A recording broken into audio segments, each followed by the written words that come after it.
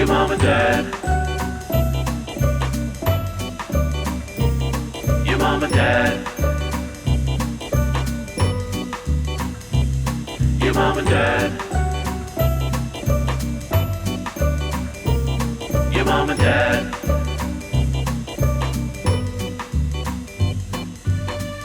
Well, welcome home, family. It's your mom and dad. Oh, hello, family.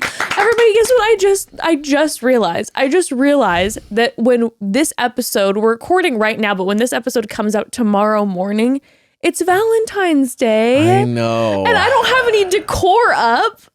It shows you where your life's at. I feel like as you get older, these things start to just, you have to keep them alive intentionally. When you're young, everything stays alive. You know what I mean? Like the Valentine's Day, every birthday, every anniversary, everything is just like buzzing. Like, when's the next one? But Evan, when you get older, you have kids, you're like, oh yeah, when is that? But I did it last year. I know. What is that? I mean, what is love? Is love gone when love is gone? Ooh, what's that?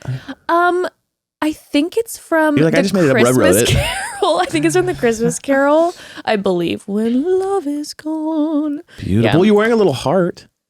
Oh, that's true. That's kind of vibes. Okay. It's hiding behind the mic, but it's a little heart, which is very beautiful. It makes me feel like, I guess it's because technically when we're recording this tomorrow morning is Valentine's Day. So maybe I'm gonna say that. I'm gonna say love is alive and well in this home and love is alive and in and this well. community. And we love you all so much, family, and hope that you have a beautiful Valentine's Day, loving on yourself. Whether that be loving on yourself, loving on a partner, loving on friends, your community, your pets, the people around you. Wow. Everyone's getting Valentine's. Like, dogs, cats. It's going to be an expensive Valentine's Day. My question though is, you know what? I think this is a getting old thing too, which is the like not celebrating on the day to avoid the crowds. Oh, absolutely. You know what I mean? Like when does that happen? When you're 21, like you have to do it on the day. It has to be on the day or else it's breakup city. It's like, love me. It's like whatever, But when you're like, older, there is this funny thing where you're like, when should we do it? You think March is a good time? It's like you're just completely like, should we do it next year, like sometime, or like how's summer for you? No, because of the crowds and just like the day to day like life stress. If you looked at me and said, "Hey, babe, we're celebrating on Valentine's Day," I'd be like, "Do you hate me? Like, why would you make me do that?" Like, I refuse to go out and battle the crowd. I refuse to let the man tell me this Hallmark BS thing created by corporate America. But yeah, now it's funny. Now it's like, hey, babe, what works for you in the next 2 weeks to do Valentine's Day? I told you you're going to have to. No, I told Evan, I said, you're going to have to schedule out in about 3.5 weeks. So like that's when the schedule opens up. Our dear sweet child actually is in another theatrical play. And is absolutely crushing it as an amazing role. And this week and next week are like tech week and the performances and everything. So I was like, there's no time for us. This is no, absolutely no. Our love must be put on the back burner. Catch up with me in 2020. To uplift our offspring. Yeah, catch up with me in 2025, baby. Yeah. What we'll do is we're going to skip them for the next 20 years and then we'll jam them all into 1 month. Oh my God. Or like into a year of Valentine's Day. Like when we're 60, we'd like have to celebrate live for the year. 365 years. So I don't think that's going to happen. So we'd have to kind of, it'd be more like a month. Math. Never mind. Anywho, maybe love is gone, everybody, because after watching both of these Bachelor episodes, it doesn't, I mean, love is in the air for Joey because I'm pretty sure he's in love with everyone and everyone is in love with him. Yeah. But the love is not vibrating between the ladies. We'll say that much, okay? We'll say that much. Also, I want to make this statement before we officially dive in, everyone. We are recapping both episodes 4 and 5. So if you have not yet watched the most recent episode, which is episode 5, you got to stop and come back when you're done because we're going to be interweaving in and out. Spoiler. I mean, so not spoilers. Or if you're not going to watch them, come to us for this recap. But I'm just now. saying, if you're waiting to see that episode, even like spoilers wise. Yeah, I'm just saying, like if you haven't watched episode 5 yet, I'm gonna start talking about stuff that went down in episode 5 right off the top. So I'm just giving everybody a heads up. I just don't want to disarm anyone. We're really sweet about it. I say watch us before you watch it. Then be completely decided on how you feel before you go in with full prejudgment. Sure, there's that. That's too. one option. Well, I will say this much. Mm-hmm. The Women Tell All this season is going to be a saga like we've never seen before. I mean, there's no way the Women Tell All is going to be. It's going to have to be the length of straight up, like, I don't know, Lord of the Rings, Return of the King, but like the extended version. This thing's going to go on for 4.5 hours. There's no way it won't. Yeah, because we're dealing with kind of like teams now. It's starting to become a team. Yeah, the house has separated. It's no longer one-on-one. There's like chunks of people. There's like the Swiss. There's like the people that don't really care. There's the people that were involved. They're the people that are involved, like, 1 degree of separation, who have kind of chosen sides. So it's going to be interesting too after the season, after people have kind of watched it, formed opinions, gotten backlash, whatever, like how they're going to come back. Yeah. If they're going to like double down, if they're going to be like, you don't really know what was like there. You're just seeing a cut, I don't know. Because it definitely does feel like, as a viewer, and again, who knows what's happening like behind the scenes when this was being filmed, but it feels like there's the team, like the team of Sydney. Yeah. And then there's Maria. Mm-hmm. And then there's kind of everybody else who is just watching the drama. Mm-hmm. So I don't know. We'll see. But this Women Tell All is gonna be bananas. Yeah, it's gonna be awesome. I think it has to do with his, like, he's so low energy and chill. Maybe the women, not low energy, but like low maintenance chill. He's going with the pulse. No. What I'm saying is he's very chill, right? He's not like. He even said, I'm very chill. Like, you might be shocking, but I'm very chill. So what I'm saying is, maybe because of that, there's like people like to create opposites, so when someone's like really high strung, you kind of, sometimes people like to mellow. When someone's really chill, it's kind of like, let's bring the energy up. So I think what's going on is some of these ladies, all they're doing is simply just saying, we need to kind of bring the energy up a little bit here. And it's just a little bit of anxiety with it. I think 100% what's going on is he's the Bachelor that everyone actually wants to be with. So I think the competition is real this season. People are really feeling it. I mean, we already got people saying, drop and I'm falling for you. And you're like, what? Yeah. Oh, no. This is wild. What? No, people I think most like everyone. Panic. Yeah. It's like panic's in the air. I think everyone genuinely is like, oh, no, I want to marry this man. Yeah. So this is actually the reality of the situation. But it has been a long time since we've had a Women Tell All that really has drama coming. Yeah. Like, it's been like where you're like, oh, there was that moment, and then we see the Women Tell All, the Men Tell All, and you're kind of like, oh yeah, I forgot about that. And now there's the person in the background who left episode 1 who's a little bit like wanting to stir up certain things, and we got the Paradise auditions, which I love. But this Women Tell All, I mean, it's gonna be fire. And there's only and like we already have locked in drama. So like we already have an amount that's locked in. That means it's only going to get more. Like, you know what I mean? Like there can only be more drama than what there is now, which is pretty good. And so, I will say this. There are so many people who, like I said, starting a few weeks ago, was like, we're so over how ridiculous this drama is. And this drama, I've been on the edge of my seat watching it. It's not going anywhere.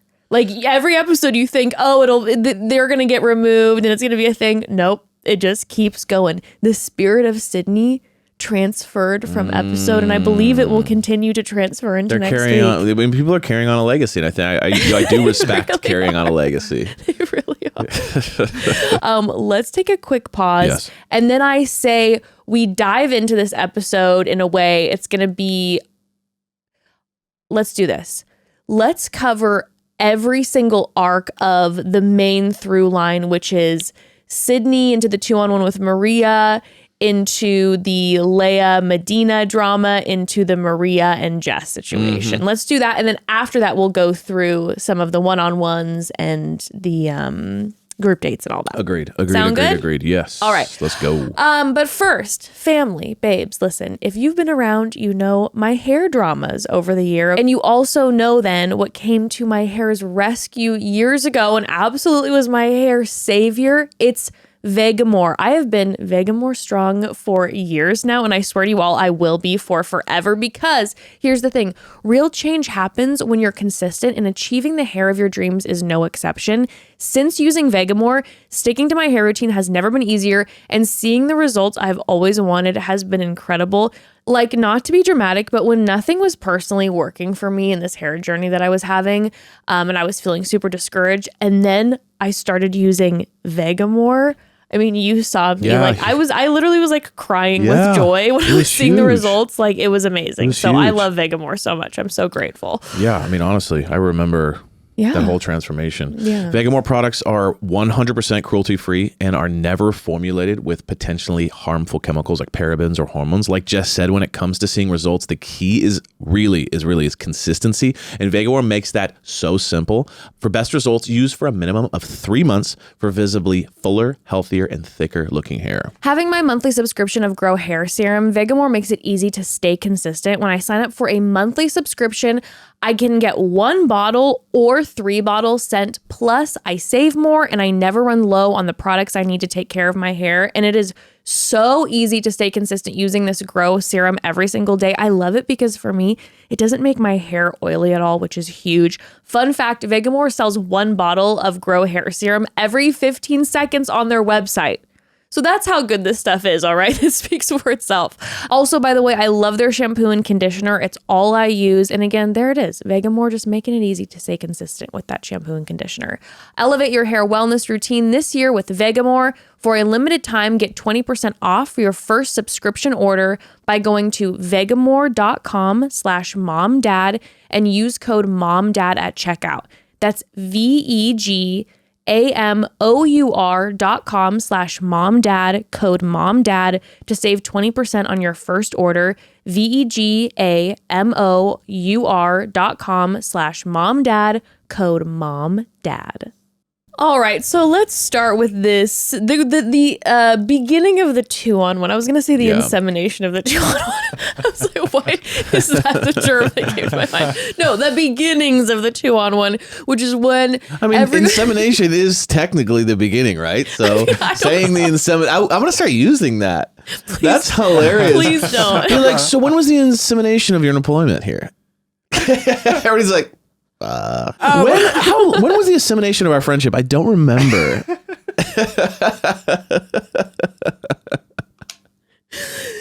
The beginnings of the 2-on-1s was everyone goes to Malta, which my God. I've never had more FOMO ever. It was so like the jealousy was pulsating through my veins. And I was also so jealous because I'm like, they're all so distracted. Well, not all of them, but some of them are so distracted with this drama. I'm like, look around you, everyone. Oh my God, imagine being in Malta and be like, it's like Maria said later. Worst case she scenario, was like, I'm on the best vacation ever. Maria said later, she's like, God, she's so angry on vacation. Yeah, I loved that. So funny because it was so, and also then they're 2-on-1. Okay, we'll talk about this. Hold on. So they're in Malta. It's absolutely stunning. They're setting us up for the 2-on-1. When they're told that they're going to have this 2-on-1, we have what we've been seeing the whole time, which is a lot of Maria in ITM saying, it's going to be a new day. All right. We're forgetting about all the drama and everything that they're saying about me. And I'm willing to move forward. And Sydney is like, we will talk about this for the rest of our lives. Yes. No one talks or thinks like Sydney talks and thinks more about Maria than Maria ever could think and talk about herself. It's incredible, actually. It was a little confusing at first because, and I think the more we talk about this, the more that like I feel like this came to light, which is at first I was like, is she kind of playing a villain? Is she kind of leaning into the role? We were theorizing, like getting the screen time. Yeah. Is it possible that she's kind of playing into this? Blah, blah, blah. Like I feel like Kat was kind of like 80% real, and there was an element sometimes where I felt like maybe she was kind of playing it up during Bachelor in Paradise. Yeah, just in the past with her. It was like I was like always like, yeah, she means everything she's saying, but is she kind of playing up some of it to kind of she's giving it to the camera, her lore and all that stuff. So for a while there, I was like, maybe Sydney's just kind of going, I don't really seem to kind of be getting as much airtime as I'd like. Here's an option. I've seen the show enough to know. Sure. But then that 2-on-1 really changed everything for me.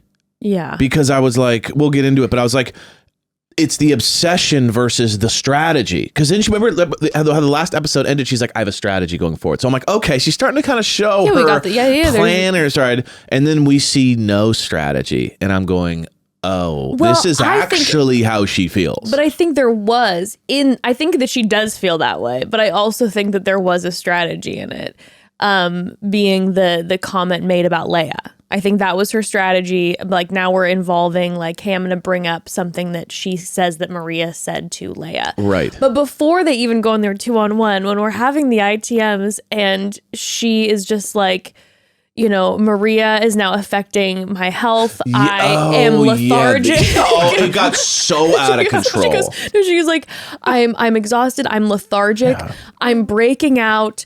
And I was like, breaking out was a great one. And I was like, it's the classic question of, is it Maria or is it jet lag? That's my question that we have to be very honest about, Sydney. Is it Maria or is it the jet lag and the late nights with the filming that's giving you lethargy and breaking out some? You know what I mean? The whole I'm deteriorating because of her abuse.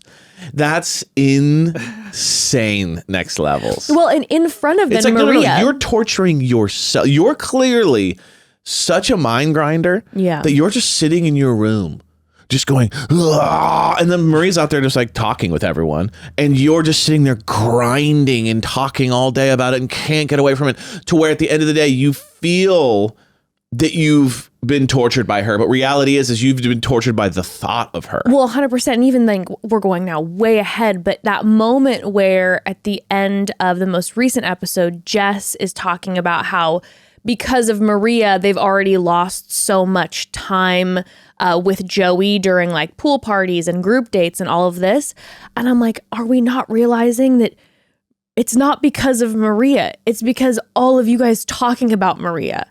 Maria's trying to get to not talk about it anymore with Joey. And so to put the blame on Maria, saying like, because of Maria, we've lost all this time because of her drama. It's like, no, you guys are keeping this lore alive. Like, you are the ones who are continuing with this and making it so that every pool party, every event, everything is all about Maria. So anywho, we end up to the woes of Sydney. Yes. We are told that they are going to have this 2-on-1 date. They're prepping for it. I felt like Kelsey T came in with some wisdom for us. She did let us know a little behind the scenes where she's like, listen, I think that Maria's intentions are good, but Sydney's headstrong. She can't get over this without being right. She's also then saying to Maria and Sydney, you guys focus on you. Yeah. And you'll be fine. And you'll be fine. I remember that. It was kind of the parting wisdom before they went on this, which was Kelsey obviously ignored. Kelsey T is our queen, who, if you have not seen it online, it's either a reel or a TikTok where she pops in and goes, hey, everybody, by the way, I'm also 31. I just know when to not say it. Yeah, just like I learned from Madina that this doesn't really, we'll just kind of keep that down. Like, my girl Madina said it and goes, oh no. And so I'm not saying a word. So listen to Kelsey T and her wisdom. Yeah. But she did give us that little nugget, which I love those ITM nuggets right now from people to see the behind the scenes of what's actually happening, because they're, you know, we keep being told all these things that are going down, but then you have someone like Kelsey T who goes, Maria's intentions are good. Sydney's headstrong, and this is now about who will win. Yes. Who will win? Who will be right in this forever battle? But yeah, so they have that 2-on-1, and that yacht ride, that gorgeous yacht ride with like the most incredibly horrifying silence that I've ever heard, with them sitting next to each other on this stunning yacht, and it's just hellish. Yeah, I mean, it's interesting because you could see they both don't want to be there. You can see it, but the one thing that I noticed the difference was that Maria was trying to kind of overcome it. Yes. Where Sydney was like, how do I make this worse? You know what I mean? Like, there was this, how do I sit in this more? Yeah. And you see the almost like self-torturous aspect that she talks about how, like, she keeps saying things like, it's come to a point where I can't ignore it anymore. It's so bad that I can't. And it really does come back to this, like, you've created a reality in your head, and you're spiraling. Yeah. And when you get caught in the spiral, then no one understands how bad it is because you've just created this whole thing. And it's like, you kind of think of this date, you go, they had a choice. Yeah. The choice was, I'm going to focus, like what Kelsey said, I'm going to focus on my relationship and see if I can get this going, or I'm going to try to destroy the other person. Yes. And so their faces tell it all. Because you see Maria kind of like smiling every once in a while, like trying to kind of like almost like she awkwardly was like cozying up on him, and she's like, I know this is so uncomfortable. But like once they got on the small boat. Yeah, but she was trying to be like, hey, let's be cutesy in this moment. Yes, and she's cracking jokes. And then Sydney says that she was cracking jokes the whole time. And it's like, well, what do you think she's supposed to be doing? How dare her try to have fun with this man that we're all trying to marry? I'm like, this is the time when you just try to turn that on. Oh my gosh. And then they're on the boat and Maria's going like, oh my God, that's so beautiful. And then she goes, I hate small spaces. It better not get small in here. And it's like, hey, if you're trying to turn him off, you are doing an incredible job. Like nothing worse than like being on a date and someone's just being like, oh, I hate fish. Oh, what are we having, fish tonight? I can't stand boats. They're so annoying. And you're just like, cool, I have a fish dinner on a boat planned for us.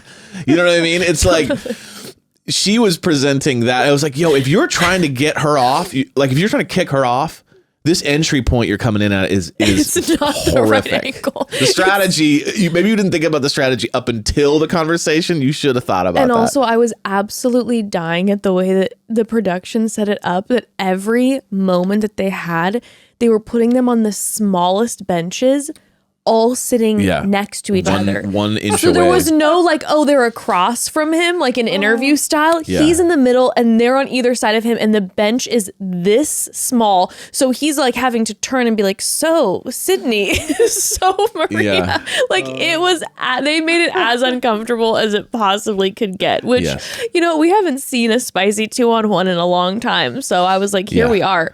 But Sydney then goes in and decides that this is going to be her moment to use what I believe was her strategy, is bringing up Leia, is bringing up the other women. I'm not just the only one saying this. Here's examples of how it's actually splintered. 100%. Yeah. So then she, you know, basically tells Joey, she's like, hey, after you left at the pool party, I was attacked. Right. Which, again, you know, there was an attack. There was an attack, and it's like, hey, you know, I understand that we're not getting all the footage, but from what we saw, it was very much like Joey left and Sydney in front of Maria was like, well, everyone, you all know what I've gone through, and here she still sits, and I'm so sorry that all of you didn't get time with him because of Maria, who's a manipulator, and Maria's sitting there going like, okay, like I'm like, I don't know what we're talking about.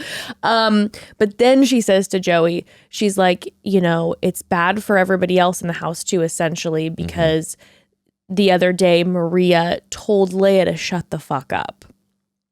Which when she said that, I was like, oh, so it was getting pretty spicy in there. Yes. When she said that Maria said that, I'll be honest, maybe this is a hot take, but I was like, I guess I'm not surprised, because if in Maria's situation, when I'm having all these people randomly turn in the house against me, when it supposedly started with something about Madina, that Madina and I are now good and we've made friends and we're like moving forward together in happiness, and I'm still getting it from left, right, and center from all these different women, I could see myself having a moment where I'm like, could you please just shut the fuck up? Well, I also was like, wait, is this a Christian program? Shut the fuck up. Like, how is that like, oh, I was gonna date her. Dude, it's crazy. I was dating this girl and she was great, but I heard through the grapevine that she said, shut the fuck up. And so that was it. And I'm like, that's the ammo? Like, that's what you're using to destroy someone? Is that she said, shut the fuck up to someone? Like, if you're fighting with someone and they're destroying your character, or you're coming at them, or something's going down and you said, shut the fuck up. That is not, to me, like, I'm bringing this to sink their entire reputation. Right, I agree, and that was the thing where I was a little bit like, I get that it wouldn't be savory, and depending on the way, again, depending on the way that it would be said Sure. is a very different energy. And I think too, then we're having this discussion where from Joey's perspective, it's about Leia who gave up this potential date card. She's so sweet. How could she possibly? She's first impression. Right. So it's like, oh, she's now saying this to Leia. Right. So, but even when she said that, I wasn't like, oh, there's no way. Cause I was like, I mean, from everything that we've seen, if it's like battle royale in the house constantly and I've lost all my allies in this home, yeah, I might be like panicking and saying certain things like that in arguments. But turns out then when Joey pulls Maria aside and is like, hey, I heard that you said, it's so silly. He's like, you said, shut the fuck up to Leia. She's like, I 100% did not. And then we have Maria sit down with Sydney and Maria says, I'm not going to say much, Sydney, but you've said a lot of BS, but this is next level. Shut the fuck up. She's like, you do realize that we're being filmed, correct? Because I didn't remember she said it, but I also thought maybe I missed it, but because it didn't stand out to me as like a crazy thing. Like they were going back and forth a lot, you know? Like right. But Sydney then is like nodding and smiling and she's like, you know, it was said. And what I'm trying to now remember thinking back on this moment between them all is I'm like, did Sydney say to Joey that she heard Maria say that or that it came to her through the grapevine that she said that? Oh, I don't remember. But at the end of the day, it's not whether it's true or not. It's the accusation that can sink someone. 100%. So she's just throwing it out there. Whether it's true or not actually doesn't matter because it's not. First of all, it's not an actual offense that would cause a problem. But second of all, it's like Joey, I think it would, which is kind of funny. But it makes me love him. He's not funny, but it is so sweet to be like, whoa. She said, shut the fuck up. I mean, we need to have a talk. You know what I mean? Like, of all the things that's happened on this show and the things that people have said to each other, that's the one. Yeah. I love that. But, like, it's just the fact that she threw it out. Yeah. Truth doesn't even matter at this point. All that matters is now the worms in his head and he has to now deal with it and it's going to ruin, the time with him and Maria. But when Maria said, you do realize Right, we're being filmed, that to me is an audience member. By the way, I mean, we are recording this like right after. Yeah. So I'm not 100% sure if all of a sudden there's like news, there's tea that's been spilled. Yeah. So we apologize if all of a sudden there's info out and what we're saying is not connected to that info. But as an audience member, when I hear Maria say, you do know that we're being filmed, correct? I'm like, that's all I needed. Mm-hmm. That's all I needed. Yeah, because she's like, check the tapes, which means that I'm confident in when you check the tapes, they'll be fine. And let's make something clear. Maria is in this situation too. She doesn't know if she's going to be portrayed as a villain. In fact, she probably thinks I'm going to be portrayed as a villain. So for her to say something like, we're being filmed, if in the back of her head she thinks she's a villain too, it's like if she did really say that, she knows they're going to show that. Yeah, right, so when she said that, I go, all right, that's all I need to know. Yeah. That's all I need to know. 100%. And there were those moments when they were sitting together and then she said to her too, hey, listen, I've called you a shit stir. I've called you a troublemaker. Like she's by the way, troublemaker, it's I've called you sweet. silly. I've called you an absolute rascal. But it's also like she's kind of saying, I'll own up to what I've said, which is I've called you this, but the one thing I haven't done is this, and this. And shut the fuck up is such a funny thing to like have an argument over. But it's in those moments too where I'm like, I have to give a shout out to Maria, whether you're a fan of hers or not. And I've loved Maria this whole time. So I'm giving this shout out. Listen, everybody, if you're in that position and hours before someone in front of a group of women doubled down and said, you verbally abused me, and now she's going and telling the lead that you said something that's a lie, I would be flying off the handle, dude. Yeah. Like, you wouldn't be able to catch me for 2 seconds being calm. I'd be losing it. You would have been like, shut the fuck up. Exactly. That's what I was hoping Maria was going to do when after they had all the conversations. I was just wanting, I would have been like, this would have been gold if while they're waiting for Joey to come back, if she just would have leaned over and been like, hey, Sydney, I just want to say one thing to you. Shut the fuck up. Like, that would have been gold. That would have been gold. But that's the thing. Like, I don't know now what people's opinions are after this most recent episode where there was that moment with Jess where it got a little spicy. I don't know if people are all of a sudden going to be like, oh, is this what's going on behind the scenes? Listen, when I saw that, all I could think of was, you wouldn't be able to catch me for 2 seconds on camera right now, not having a moment where I'm going off. Yes. Because when I'm getting it from all sides and I don't know You feel why, trapped. and I've asked everybody 10 times, every time she has a moment with someone, she goes, please explain to me why. Yeah. Please explain to me why. And no one is. I'm like, dude, if I was in Maria's shoes, Yeah. I'd be losing it. Yeah. 100%. I'd be losing 100%. it. Okay. We have so much more to dive into, but we have to take one more quick pause before we do so. Family, listen, we all make mistakes. We're learning that watching these past two episodes. Actually, we're seeing that everybody makes mistakes. We all do. And personally, a mistake I made for years was not taking my vitamins and supplements. I knew I needed them, but to be honest, it kind of overwhelmed me. There were just so many pills every day, and I don't like swallowing pills in general. And so I just kind of gave up on it for a while, but then I discovered AG1 and blessings that all changed. Oh my gosh, AG1 makes it so easy. Number one, I drink it. And number two, not only does AG1 deliver my daily dose of vitamins, minerals, pre and probiotics and more, but it's a powerful, healthy habit that's also powerfully simple. It's just one scoop mixed in water once a day, every day. It is that easy. It's so easy that I'm consistently doing it every day. I'm doing this every day and I'm getting what I need. And since starting to drink AG1, I feel energized. I feel stronger. I feel more nourished. I love it so much. I'm a super fan. Yes, I've been you drinking are. AG1 every day for years. Also, and I love it. And I like the taste too, which I feel like is obviously very important. I've definitely tried a lot of supplements over the years, but taking multiple supplements, mixing and matching pills and powders every day isn't all that very efficient and not always effective also. This is why AG1 is actually a game changer. Just one scoop of AG1 covers my nutrient gaps and supports my mental and physical health in just 60 seconds every morning. AG1 also replaces my multivitamin, my pre-probiotic, and my supplements to support energy and focus, which makes it an easy to maintain daily habit. Also, we've noticed we need more nutrient support than we used to, especially as we're getting older. Gasp, they're older than 31. Can you believe?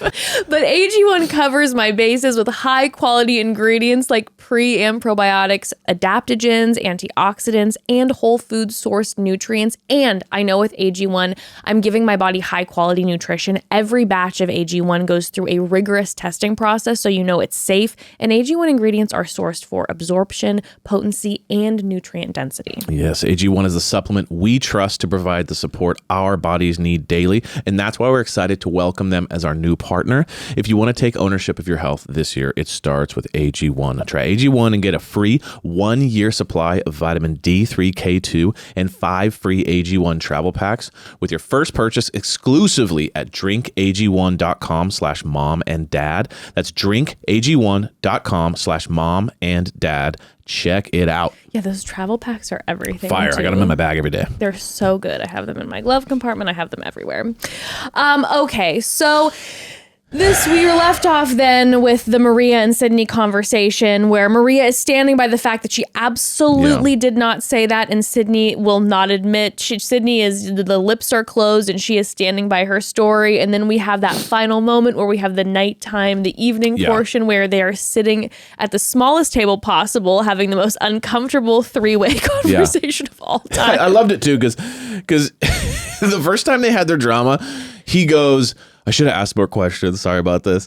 And then the second time he goes, I asked more questions and now I'm more confused than I ever was. Like, he's seriously so chill and cool that, like, he's just like, I don't even know how to do this kind of thing. Like, I'm so not drama that I don't even know how to deal with drama. Like, I'm clueless on how to even get to the bottom of this. And by the way, imagine how confusing that would be.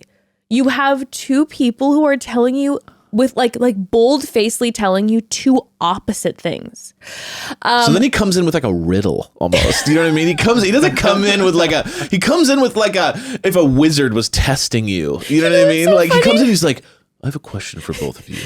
There are 3 green trees. And you're like it was like, what do you feel like we have a connection? And do you think we have the opportunity to make it all the way? And whoever answers correctly will get the golden ring. I mean, it kind of had like a answer wisely.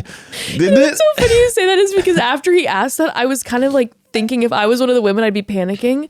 because I was like, I don't quite know what he's asking. Yeah. I thought he was going to turn to me and ask something about the other person. Yes. And now he's just like, tell me why, you could see us together in this Right. way. And do you think we've actually made a connection and whatever? Yeah. And I was like, oh, I'm not quite 100%. It was he was like Solomon from the Bible or something, like being met with two of the villagers, with like a squabble they've had about their pasture, and he's like, but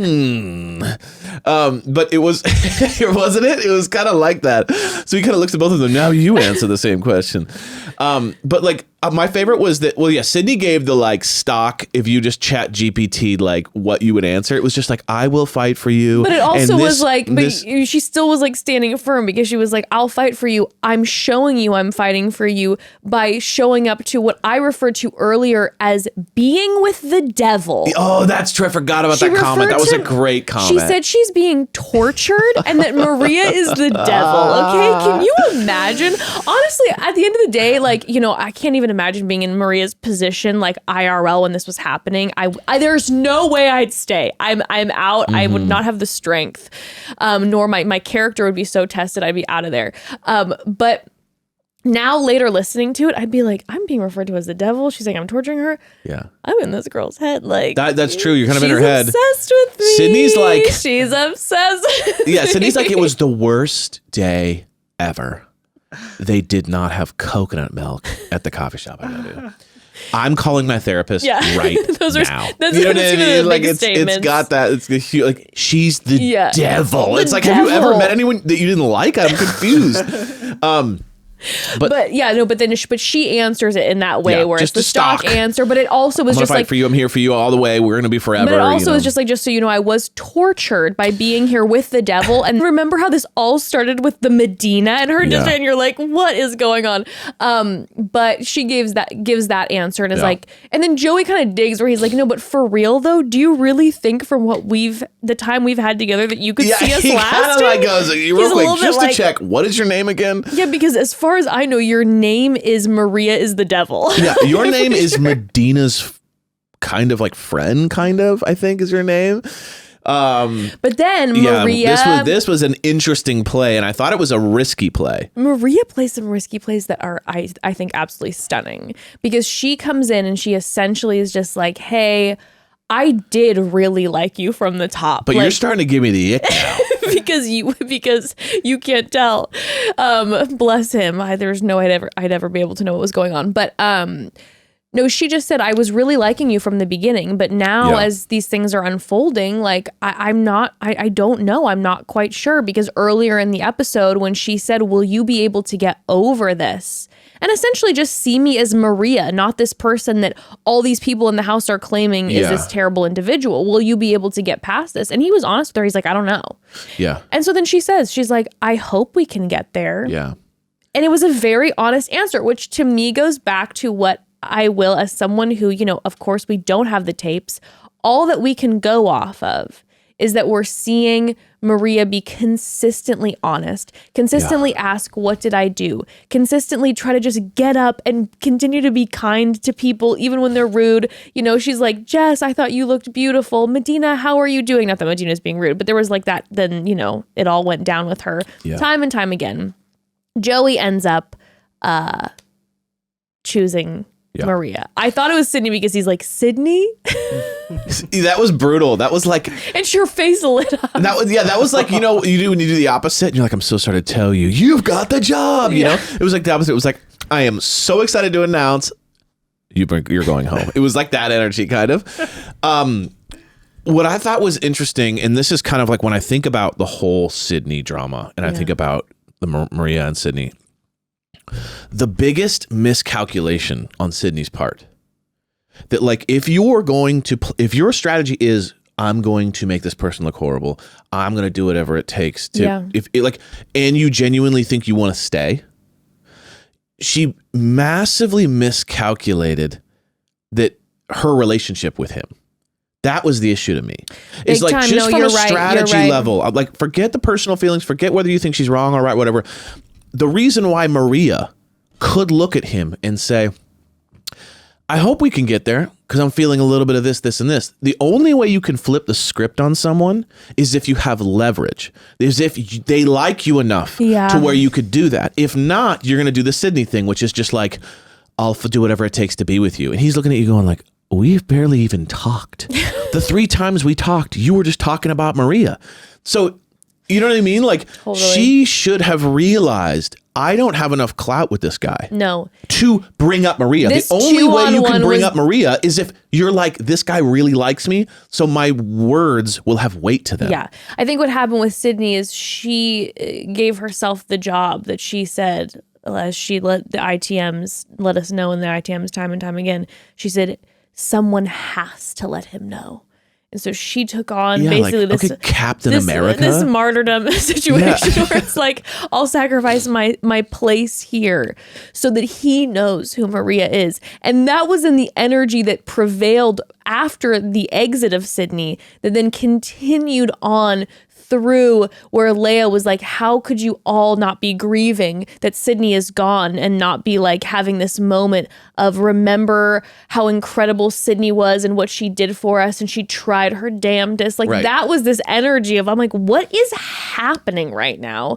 By the way, one of the best moments of the entire 2 episodes was when that opera singer came out and sang Ave Maria during her victory. For her victory that was lap. Epic. And she was like, my name from the heavens. My name from the heavens. I loved it. Like, I'm pretty sure that's about the Virgin Mary, but you know, it's fine. Yeah, like her whole like his whole memory of her is just negativity. Sydney. Sydney. Yeah. Complaining on the boat trip. Every time he talks to her, it's been really hard and my life's really hard and I've been tortured and Maria's the worst. So it's like, you got to realize, you got to build up, if you're going to try to destroy someone, you got to build up a base. 100%. So where they like you enough to even listen to you. Because like, he had no relation with her other than the fact that she hated Sydney 100%. Or hated Maria. So that was interesting.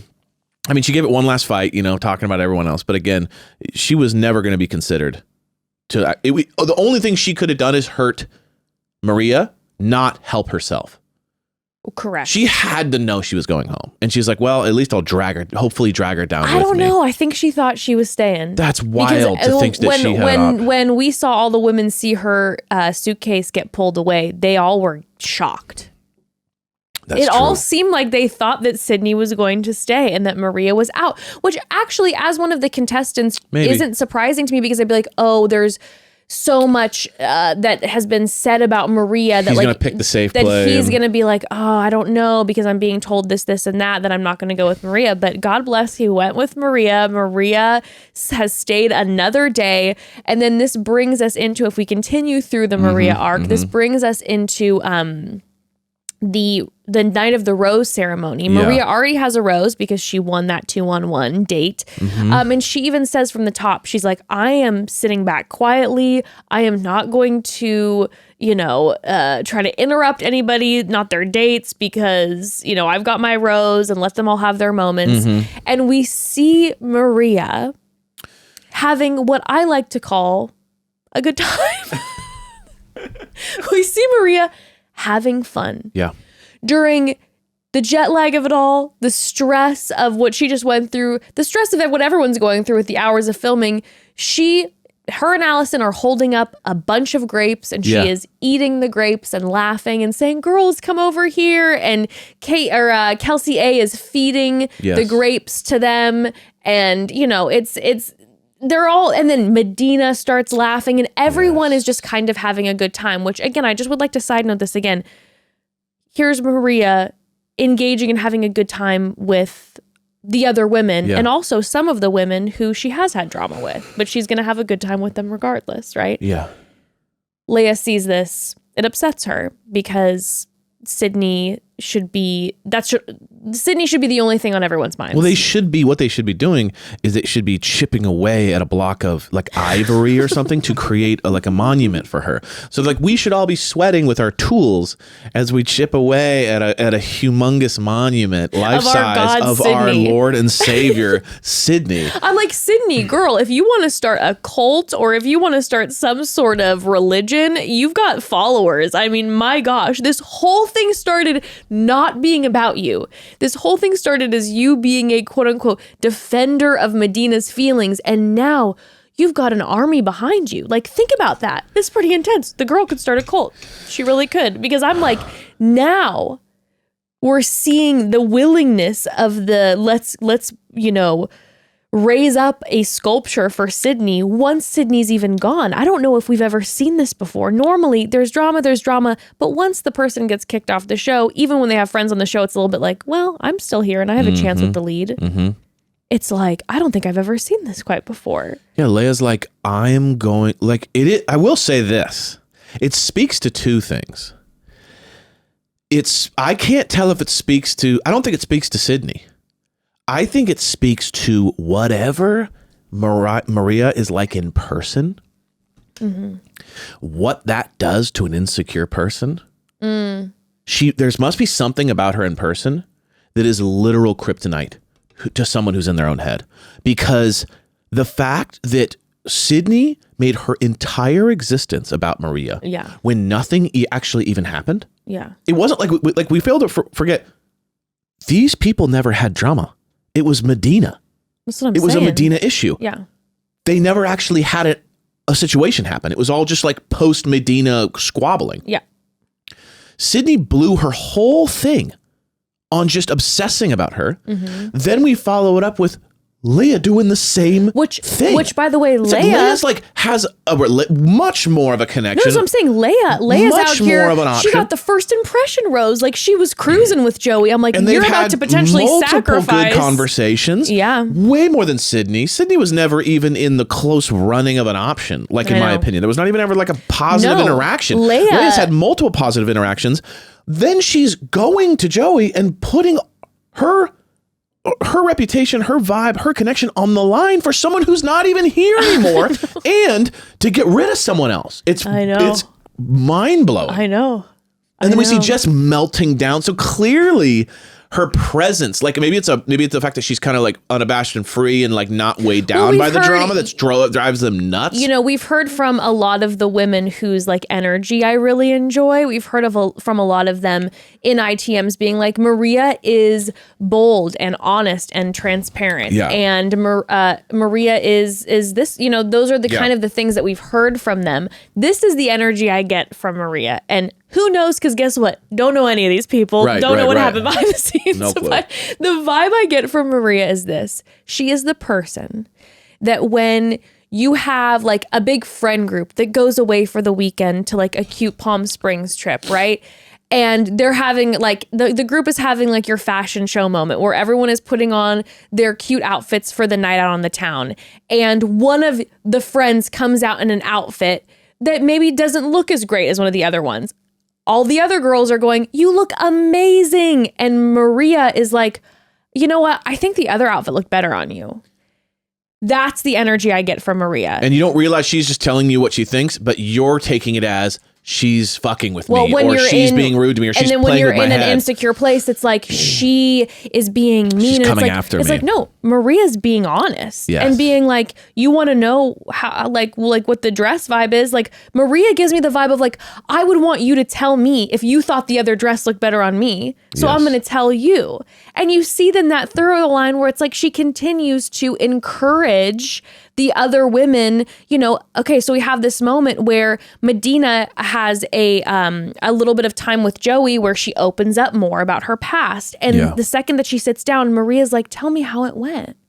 Are you good? Did you have a good time? And it's like, this is the person who she had the beginnings of the drama with, and she's checking in on her and she's laughing with her. And you've seen this happen numerous times, where even the most recent episode where this rose ceremony with the Leia situation of it all is so tense, but then they're in Spain and she's sitting with all the women and she's like asking a group question. So what would you all do? Like, I feel like Maria, she's like, I'm going to have fun. And she explains that to Joey when they have their time together in episode number 5, where she's like, hey, this is what happened in my past and how I was raised. And so like, my energy that I put out is like, let's be fun. Let's feel free. Yeah. But yeah, that's the vibe that I get from Maria. So I agree with you. Yeah, and it's just like but certain people are it's just energies. It's energies because this was the crowning moment to me was when Leia said, "Yeah," and she's like using our curling irons. Get your own curling iron. But like that was like to me like a defining moment because it's like that's when logic is gone. Yeah. You can't even you can't nail down why the person drives you insane, but they just do, and their existence bothers you. Yes. So then a using of a curling iron is like a major line cross. Well, and it's the same thing. Like they're just walking in here with their shoes. You know what I mean? Like you're just like, I don't even know what I'm saying, but like I'm so mad and I can't even describe why I'm mad. They're just around here with their hat on and stuff. And you're like, 100%. oh, okay, you've just it doesn't matter anymore. It's the same thing when they were sitting at the table together in Spain, and Maria said, "Hey, if Leia wouldn't have thrown the card in the fire, would any of you all use that, to snatch a date card?" And Leia's response was like immediate agitation at Maria even bringing up the question, which there was zero shade that Maria threw in Leia's direction about that. She was literally just saying, would anyone else have used it? Yeah. She wasn't like, I can't believe Leia gave it up or whatever. Yeah. And then Leia's immediately annoyed. And you're like, yeah, it's because everything that Maria does is now at this point going to piss off this specific group of ladies. Because if you're mad at someone, there's nothing worse than apathy from them. That's true. So I think Maria is very focused on just kind of like, it was not a big deal. We moved on, right? Okay, we're cool. Ha ha ha. Yeah. If you're still absolutely raging, there's nothing more frustrating than it's not even that we're fighting anymore. They don't care. Yeah. So the balls for Maria to look at me and just go like, isn't that crazy? Like, would you still make that same decision with the card? Like, you're engaging with me as a friend now? Yeah. How dare... No, you're right. It's the rage that they're losing their minds over it. Yeah. But then Leia pulls Madina aside because oh my God. Leia is like, listen, we are not grieving Sydney the way we should be grieving Sydney. Because she's like, look at everyone here just having fun. We should be sad right now. And I was it's like, what? Dude. And so she pulls Madina aside. She's like, can I chat with you? And she's like, Madina, I just wanted to say that I feel like the way that like you're handling the loss of Sydney is like really upsetting to me because like you should be grieving like we are grieving, and like you are actually like you are commiserating with the enemy Maria. The fact that like you're even smiling and even like engaging with Maria is just like really upsetting for me. And I'm sitting here going, did we forget that this started with Madina? Yeah, like you're talking to the wrong person. Sydney apparently was defending Madina. Madina says, I'm not going to tell Joey because I don't want to make it a drama. And all the rest of you decide to continue to make it a drama. And then you're going to go to Madina and be like, you should be grieving Sydney. And it's like, dude, are you for realsies? Like, Madina's been trying to push past this. Madina has attempted to be like, hey, Maria, this is how I feel. Had like a very grown-up conversation and moved on. And Madina's answer to Leia was everything to me. When she said, hey, Maria knows I'm good friends with Sydney. That doesn't mean that I need to be mean to Maria. What are we in high school? Well, I do want to say, and I try not to focus on the age, but I will say Leia is 23, and I think Jess is like young. I think we were dealing with young, and then Madina is 31, as we know. Maria is 29. I think Lexi is 30. Kelsey T is 31. I mean, you're seeing kind of, I feel like a maturity situation going on, and it's feeling a little bit sorority energy. Like we're in this together, and like, how dare you, talk to someone else from like our enemy sorority type energy. Right. And when Madina said that to her, it was like, dude, she said, I can react however I want about my issue. Yeah, don't pull me aside. Don't tell me how to be this way. And then it ended with her being like, agree to disagree. It's like about my own drama, which is wild. Leia came out swinging with the, I have a different set of high morals and values. She goes, I just have different morals and values. No, not different. Better. That's what you're saying. Yeah. Better. Anytime someone says to you, I have different morals or values than you, I guess, that's why we just disagree. That means she goes, I hold my friends to a high standard. I have different morals and values. It was like. Different is a hilarious word. And guess what Madina does? Madina doesn't immediately go to the group and make it a drama. She goes over alone and she's removing herself from the drama. Mad respect for Madina in this situation. And that's when then Maria goes over to her and finds out that they are upset. And Maria's reaction to this really hit me in the gut. It made me feel really sad because Maria's like, they're mad at you for being nice to me really hurts my feelings. Yeah. And I feel like, again, as a viewer, we don't know everything that's going on behind the scenes. But what I can say is we are seeing Maria really get hurt a lot in this.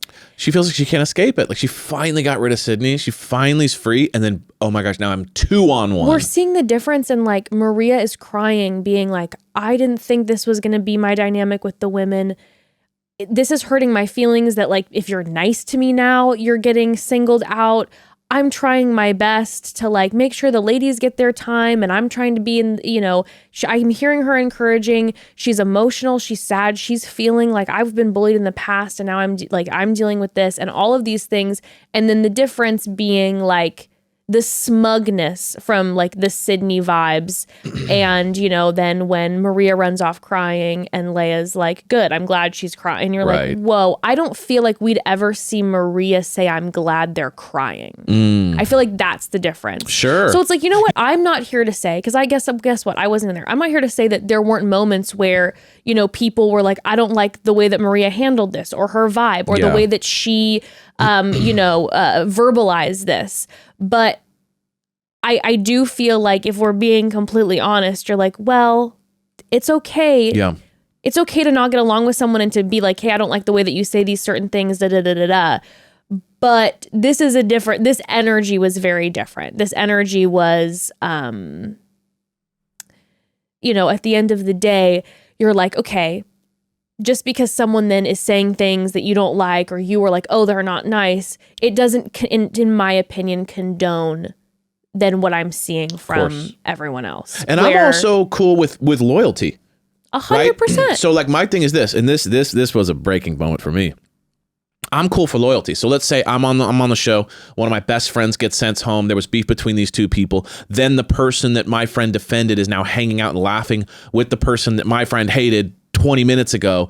I could feel the twinge of like 100%. Dude, like I thought we were all friends here. 100%. And like, I get that. I want you to hate her, but like at the same time, it's like the fact that you're just laughing with the enemy right away. I get that. But here's where I knew it was all BS. Leah goes, I hold my friends to high standards. I ride or die for my friends. I'm loyal for my friends. Lest us not forget that the next episode, when Jess gets time during the group date, Leia goes, her painting sucked. Does she actually think she's going to actually end up with Joey? I thought she was just kind of like, oh, that painting, really? No, and then she goes, does she actually, they like cut it. You could hear her say, does she actually think she's going to get time with Joey? Yeah. Like that she's going to stay with Joey? That might have been, okay, I do want to say something. No, bullshit. I want to say something about Leia. Okay, over these 2 episodes, I do feel like I heard a lot of Frankenbiting. I feel like especially in episode 5, I heard a lot of things cut together that made it seem very much like obsessing over Maria.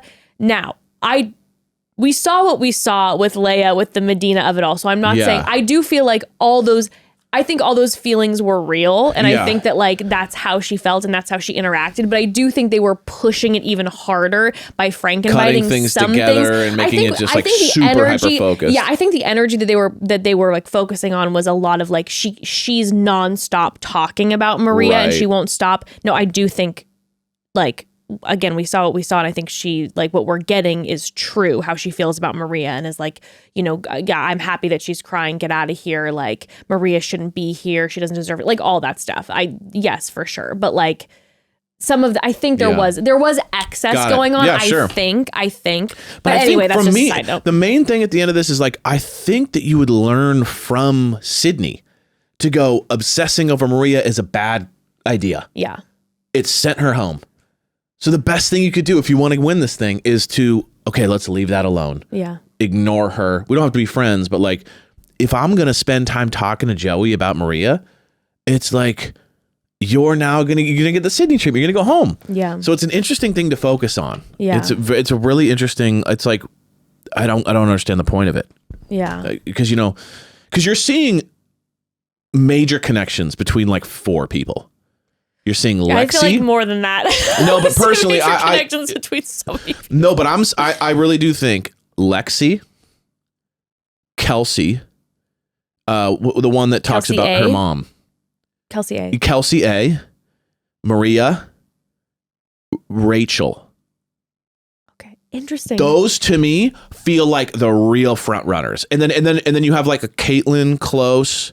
You know, Caitlin's right there. Interesting. Yeah, I feel like I have more even than that for sure. Really? And I don't think I see it happening with Maria. I don't feel like that's the whole thing about this that like makes me feel even worse about the situation is I don't necessarily see Maria and Joey together. And that makes me feel more for Maria because I'm like, I don't think I see this necessarily even happening. And now you're going through all of this. So I hope she's the damn bachelorette. I would love for Maria to be our bachelorette, you know? I don't know. I just don't see, I don't see them. Like, I think that there's a lot of chemistry, but I just don't see necessarily Maria and Joey. Oh, I'm not saying I see them being together. I'm just saying the fact that he's keeping her amongst all, like the consistent issues that he's having to deal with it. And then he has these other 4 or 3 that like, it's the opposite of drama. It's nothing but pure. Oh yeah, I forgot Daisy. There's another Daisy. one. I don't know. There's a lot of women to me that I'm like, oh yeah, it's for sure. And I keep then forgetting because they have the one-on-one dates. And then I'm like, yep, this is it. This is for sure happening. Like there's so many potentials. Anyways, we got distracted for a second. But essentially then, you know, after the conversation with Leia and Madina, Maria leaves. She is absolutely devastated. It makes my heart hurt. If I was Maria, I would have been gone. Like you've pushed me to the brink. I am now pushed to the brink. I keep trying to bounce back and y'all won't let me bounce back. Yeah. And so I'm pushed to the brink. I'm about to leave. We are left on a cliffhanger and then we go into the next episode. I think that's how, is that now? Now I'm getting all mixed up, but I think that's how it happens. We go into the next episode and, we end up then having Maria does stay. Yeah. She pushes through and then she ends up losing 2 more allies. She loses Allison and Edwina, who both love her. And you're like, oh God, here we go. There's like, it's dwindling the people who are there for Maria. And then throughout then this episode, through the group date, we're hearing kind of the comments that we're hearing Leia make. Again, I think some of them were extra with being frank and bit, but obviously we know how Leia feels. And then we do have a moment on the group date at the end of the painting group date in Spain. Yeah. We do have Maria talking to Joey. And it was actually a really, I think I was happy for Maria to have a moment that we got on screen that wasn't about everyone else. That was just her and Joey. And she explains to Joey how she was like, I guess, you know, they've talked about it a little bit before, how she was like, yeah, I was raised by mostly men, which is sometimes why I think I can be a little rough around the edges. Yeah. That phrase, by the way, it's something that I feel like as the audience, they need to keep remembering. We're like, hey, again, maybe personalities just can clash and collide sometimes because I think Maria says it how it is and is a little bolder. Like that's just how it is. Yeah. But we find out that when she was really little, her and her mom got in a horrific car accident where they both almost died. It led her mom into like a deep depression. And that her dad stood by the side of her mother and was there because he made a vow, but like, you know, that Maria was raised by her father and her mom wasn't around and they're healing their relationship now, but that, you know, they didn't really have much of a relationship because of her mom's mental health struggles. And I don't know, that was a moment for me too, where I was like, man, as someone who has mental health struggles, you know, hearing like the child speak about it, I don't know. I was like, give a moment to Maria. Now being in a situation where she's being called all these like verbose things and it's someone who, I don't know, genuinely sounds like they went through a lot growing up. But she opened up to Joey and Joey ends up giving her the rose. We see Jess is tripping because this comes off of Jess winning the group date earlier and getting extra time with Joey rolling around in the bikini, in the board shorts. We even heard Maria at one point look at Jess and say, yeah, Jess, you looked really good. We hear a compliment. Yes. Which boils, you know what I mean? Which probably boils. Jess, And Maria means it from the genuineness of her heart. And, you know, Jess is then more agitated. It's like, what is this game she's playing? And this is back-to-back roses. Yes, because she got the 2-on-1 rose. And then walks she in got with the rose. And then she gets the group next date rose. free rose, like open rose to get Yes. to everyone. The group date. So we got a back-to-back rose. And I'm confident that Jess thought that she was getting that group date rose. Yes. You could tell. The energy was like, we got this extra time. He's given me a group date rose before. Him and I are really connected, and now all of a sudden Maria gets it. After all the drama, they're like, we can't believe that Maria could get this. You know, she has a champion. She got the championship belt 2 days in a row, and and there's nothing more frustrating than when you like hate someone and they win twice. You're like, like that's what's happening. It's just So then we move then into the cocktail party during the episode 5, the second episode that we saw this week, and there's a moment where Caitlin's talking to Joey and having time together, and Maria's like, hey, and interrupts. Now, my theory, she was told to go talk. I rewatched that part. I feel like you could see it all over her face where she was like, oh my God, I'm so sorry. Like, I bet they're like, let's jack it up a little bit. I bet it was like, hey, Joey's alone, Maria, go ahead. And he was still talking to Caitlin. All over her face, she was like, I'm so sorry, I'm so sorry, I'm so sorry. And Caitlin was like, it's okay, it's okay, it's okay. So I bet it wasn't even Maria's it wasn't even like part of the game plan. Maybe, but let's also play like she did do it. Let's just say like she did. Let's be consistent in our all right. Like what we see is what we get. It might be producers, but it also very much might be she missed him and wanted to get in and thought, you know what? Like I'm not. So then she got in. She got in, right? Yeah. Now, then we have Caitlin come back. And I was so bummed it was Caitlin because it was like, I love Caitlin. People, I was like, maybe no, the Maria, sweetest person there. Caitlin. Yeah. She's just such an angel of light. And by the way, she's like, oh, no problem. Absolutely. I totally understand. It was like the sweetest person ever. But then she comes back and she's like, yeah, Maria interrupted me. And Jess, that's all Jess needed. And Jess was like, it's giving disrespectful.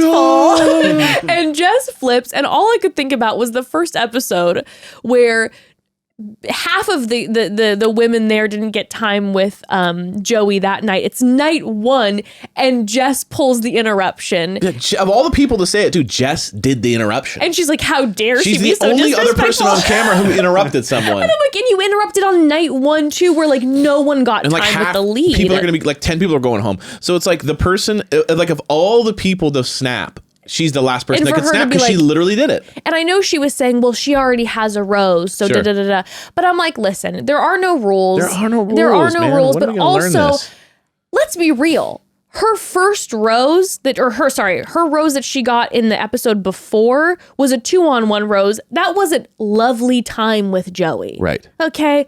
It's not like we're like, let's be real. Maria hasn't gotten tons of time to get to know Joey. It's been all the drama. But that's when then Jess starts doing the whole, she's taken so much time away from us. And it's like, no, it's because she was getting brought up by everybody else, but Jess is not happy. So then Maria comes and sits back down. And Jess is like, interesting to, a little quick that you did that already, right? It was like a movie how she did it.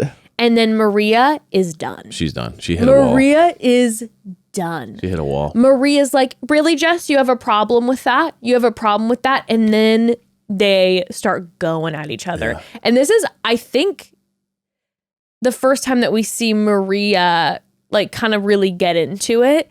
And I mean, like I said, in my opinion, I don't know how everybody else is feeling about this. I'm just like, friends and family, if I was Maria, I would have lost it 10 times harder. Yeah. Because even in that moment, I felt like she had the presence to be like, okay, I hear what you guys are saying, but listen, if I would have just, or if she would have put it in this way and it would have been an empathy thing, I could have understood that. But she's been doing this and this to me and da-da-da-da-da. This is all happening too while, of course, Caitlin is making sure. She's like, everybody, she said it to me really nicely. Yeah, she was being so sweet. And this is a real thing that I notice on this show. Whenever someone is being like direct or honest about an issue they're having, they walk right up to the person and they talk to them. Anytime someone has no grounds to wreck someone, but they're just pissed at their existence, they do this move. If you're Maria, they go, well, I don't know about you, but you're ba-da-da-da. And they look around like, everyone who's with me. It's like, you know what I mean? It's like, this is about me. It's not about Maria. Jess does the same thing. She goes, well, you're the rudest person ever. And then she just looks around the room like, who's on my team that I can take with me on this? It's Sydney was doing that too. She's like, walking out we're with all me? so tired of you. Let's go, ladies. And everybody's like, what? It's like, it's that thing when you're looking for everyone else for like affirmation regarding your thing, you know that you're not right, because you're looking to like start a revolt as opposed to just be like, hey, I have a problem with you doing this and this. Can we talk about it? And we hear Lexi say in the ITMs, listen, everybody's jealous of Maria because Joey and her actually have a real connection. And that's coming from someone who has a really strong connection with him. Yes, 100%. That shows that it'd be one thing if she was like someone who didn't have a connection, but Lexi is a front runner.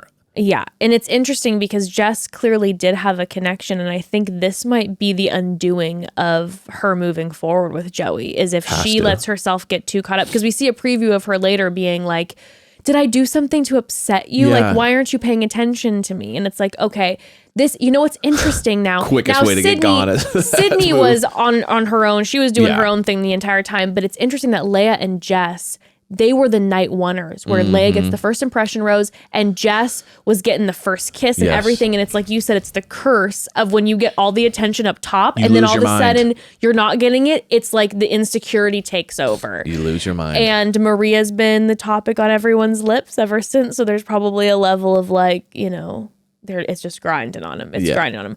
But yeah, Maria then was like, she's like, I'm done. Yeah. The group, like, let's be this way with her and you can't be nice to her. I'm like, nah, get out of here. I'm not okay with that. If she interrupted the date on her own volition, bad move on Maria. If her goal is to ease her tension with these girls and to make friends. But I think I don't think it's a wrong move. I'm saying if your goal is to lower the tension, bad move. If your goal is I'm going to do what I need to do and hopefully the tension goes down, then do what you want to do. But I'm just saying that was the only time that I ever saw was like, if you're not trying to cause any issues, that is not the move. No, but I think Maria's done. Because the second half of this episode, when he did give her the rose, right, during the group date, smiling she was beaming and she kept trying to cover her mouth. And you know what? I'm sorry. That feels so good. Guess what? Has to feel unreal. If I'm Maria, I'd be whipping it around my head and be like, woo, putting it in my mouth. Baby. Yeah. I'd be like just tangoing around with it because I'd be like, I did it. You all tried to take me down and here I am and I did it. This smells so good, and then just jam it in one of those girls' faces. They're like, you should smell this rose. It smells so good. Amazing. It's so fresh. But I feel like she's now hit a wall where it's like she said it in the ITMs. She said in the ITMs, if I'm quiet, they have a problem with me. If I'm loud, they have a problem with me. It doesn't matter what I do. Yeah. Everything I'm doing is bothering them. So I feel like she's gotten to a point where now what we're going to see is her kind of being like, I'm going to steal Joey. I'm going to be big smiles when, he's paying more attention to me. I'm just going to like if someone comes at me, I'm going to come right back at them. Like, I feel like she's going to just let it loose. But to wrap up the Maria thing. Because, by the way, Leia and Jess still stay after the rose ceremony. This is my point. And we lose Madina, who, again, an ally. Another ally. And Autumn, who seems to be kind of like, 50-50. Like everyone calm down thing. Yeah. So now Maria's alone. Maria is alone. And Leia has... Lexi, I feel like, is there for her quite a bit. Yeah. But I don't see Lexi like being like, I'm going to put my reputation on the line for her. But we have Leia already talked to Joey, right? Mm-hmm. Jess has not. Yeah. So that would be like 3 people in a day or 2 days that have like said something about Maria. So like Maria, there is still a level of like, Maria, if you anger Jess anymore, it could drive her to the point where she's now bringing it up to Joey. So now Joey might get to the point where he's like, this isn't worth it anymore. But I almost feel like too, we're seeing previews of Maria being like, I don't think I can stay anymore. I think Maria wants to go. You think Maria's like, this is too much drama? I think Maria is exhausted. And it's like, yeah, I really like this guy. I think he's cute. I have a connection. Like, but is it worth all of this? Right. Because she's been transparent. Like what she said with him, she's like, yeah, we'll see. Yeah. But it's a little bit like, I'm tired. Like there's been so much drama. And again, we have to remember, she has no idea how this is going to get edited. Probably from her perspective, she's 100% the villain. Yeah. Because everyone has a problem with her that, making a scene out of it, that she probably is like, oh, I'm going to be painted as a villain. Do I just leave? Yeah. Because like, I don't want to be that character on the show. By the way, don't even get me started because I will be on the ship Maria till forever. I go down with that ship. I just absolutely adore her. Yeah. But I don't know. It's interesting. Yeah. It's going to be interesting. I mean, the fact that Leah and Jess are still in town, that means we're definitely she's not out of the clear. No. Things could get worse. They could wear her down to where she quits.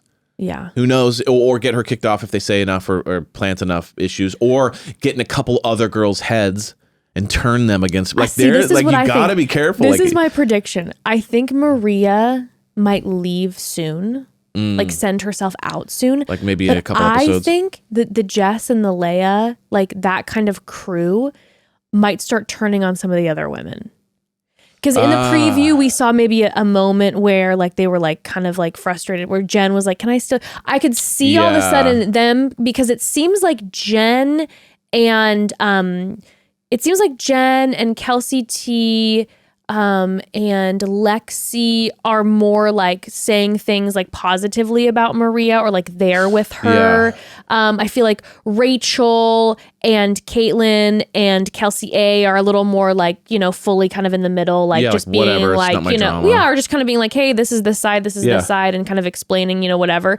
But I could see it starting to get like the Leia and the Jess infiltrating with the other women if Maria's gone. And that becoming, I don't see the drama going away. Yeah, like certain soon. people are drama, and they'll bring it with them no matter where they go, and they'll find new people to hate. Versus it's just a unicorn situation with Maria. Yeah, I think it's a way of like when people are feeling insecure that they attack. Yeah, and I think it's an age thing too as well. I agree. Yeah, it'll be interesting. So that's crazy. Okay, so but the fact they didn't get rid of them really keeps you on your the fact if Leia and Jess went home this last episode, it'd be a little bit like, okay, now we're just kind of cruising. Now we'll see who really is the best connection with but Joey. They are still around, and Madina's gone. So now she's much more alone. There's very few that are like on her, like, hey, you need to chill. So it'll be interesting. It's going to be absolutely wild. I'm like literally on the edge of my seat for next week, and also for the Women Tell All. I cannot wait. That's going to be for the Women Tell All, because I'm sure there'll be tons of tea that comes out to you, like behind the scenes shit that I can imagine there's going to be a lot of like Sydney kind of being like, well, she said this, and it's like really not that big of a deal, like, and trying to use it as a way to be like, see what I mean? Well, it's like her first one. She's like, she called me weird. It's like, and also, by the way, she didn't. She said, this is making me feel weird. Yes. But I think too, even we think about like the moment where she's like, she told Leia to shut the fuck up. With the Jess conversation, Jess told her that she's so fucking rude, and she called her a fucking bitch. Yes. So I'm a little bit like, all right, guys, maybe there are heated arguments going on in the mansion, and maybe it's people are both getting heated, and one person can handle it and the other person can't. Yeah. Anyway, just a thought.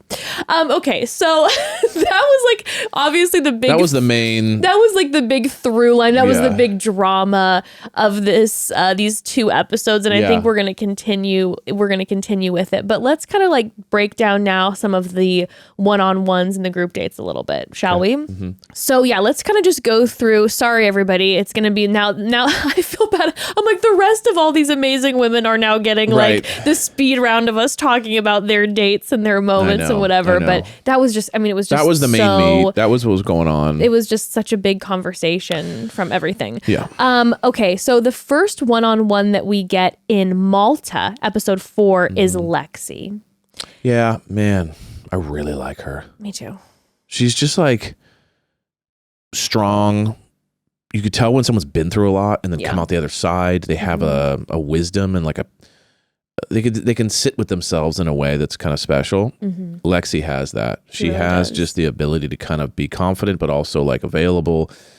Yeah, I mean, I see her as a major top 3. Yeah, big time. Major. She also kind of gives me potential Bachelorette energy. 100%. Right? 100%. She gives you Bachelorette energy. Either she wins this thing or she's the Bachelorette. Yeah. She's perfect for it. Because even in the ITMs again, where she's the wisdom coming through, where she's like, the girls are jealous of Maria. She's not like, she's there for Maria. She never gets caught up in anything. When Maria's getting like everyone turning against her, but it also doesn't feel like she's like then coming at the other girls in any way. She's just... It's like she's very good at keeping the peace, very mature.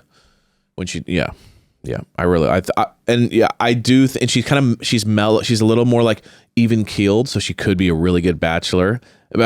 Because I do feel like you kind of need that. Yeah. That like that energy Yeah. they can handle. The grounded energy. The ground energy. Yeah. And then she ends up opening up and sharing with Joey in Yeah. the evening portion that she had endometriosis, and it was like, oh my gosh, it was so intense. And she was super vulnerable, sharing about that, about, she's always had this desire to bring kids into the world and be this mother, and how her having endo is the reason why her ex left, which was like unreal. And then intense. And she didn't even talk shit on him for it. She was like, and that's his choice. It was something like that's that. true, which I would have been like, whoa, going in on you know what I dude. mean? Like, she could have gone there. Yeah. But she said, we all have our own needs and wants and whatever. And it was like, whoa, like even in that, you're graceful. Yeah. Oh my gosh. Well, and then if you think about that, that was something where it was like, oh, I had to go through the trauma of having gone through everything I went through with this endometriosis, what it might look like for my future, and then having it, someone leave me because of it. That bringing that up then to someone has to be so, that's nerve wracking. Like, what if all of a sudden this makes him have the same reaction that my ex did or whatever? I mean, Joey, I have to say, this episode, I feel like, or 4 and 5, I feel like we got to know Joey more. He was way more playful this episode. He definitely and I don't was. think he was way more playful. I think they were showing us the clips of him joking. He's ribs the girls. He gives them a hard time. He can laugh at himself. He's laughing at himself With the whole his time. busted toes. With his He's like, bad, oh, they're with his hideous. ugly. Yeah, that is what it is, I think that but then he's even just like, I don't know. He's playful. He's very playful, and I don't think they've shown that to us. But not only is he so playful, the way then that he handled the conversation with Lexi, where he was just like, hey, this isn't going to do anything for me, or this isn't going to change anything for me. Like, there are so many other options that we could explore together. And but I did like that he took it seriously. He 100%. did say, I've never had to think about that. Yeah. And it's something to think about. Like, it was almost like, I'm not just going to give he you doesn't the just write it off. Oh, no, No. it's no big deal. It's no big deal. He's like, I need to, that's something to think about. I've never thought about that.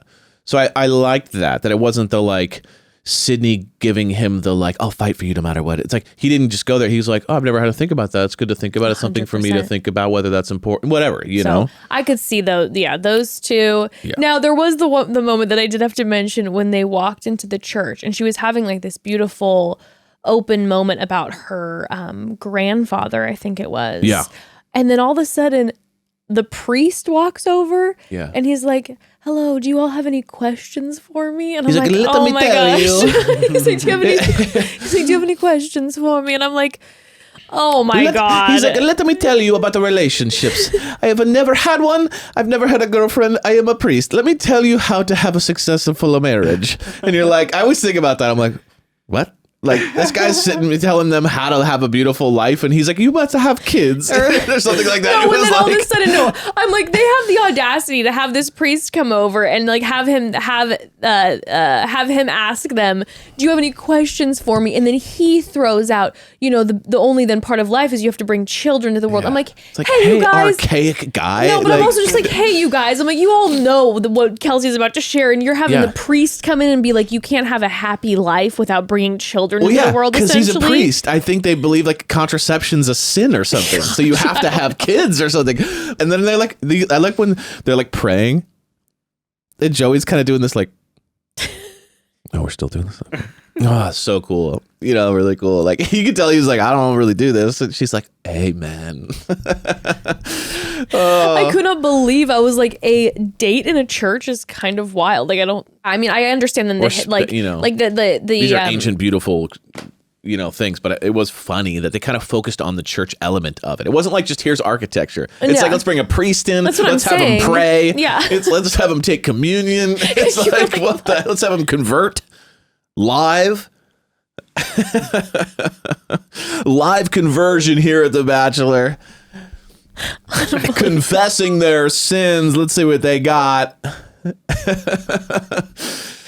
Oh my God. And then, that one amazing. Obviously, he gave her the rose. And then we have the group date with the knights.